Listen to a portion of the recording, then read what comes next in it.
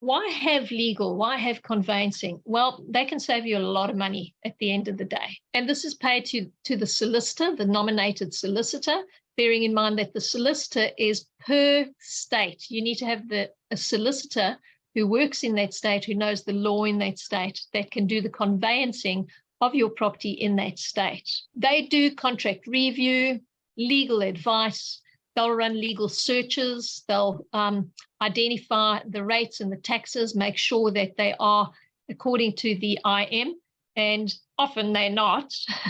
So that is going to affect your bottom line, which affects your yields, which affects your cash flow.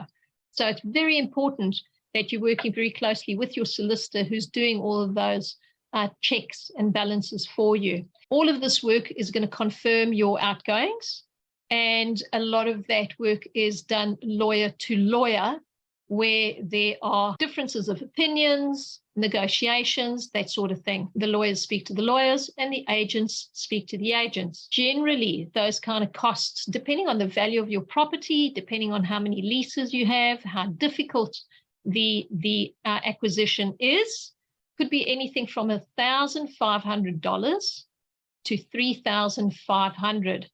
Now, as I mentioned, this is going to depend on the size of the property and the number of leases, bearing in mind that if you're buying a multi-tenanted property and you've got 10 tenants, you've got 10 leases, and every single lease needs to be reviewed.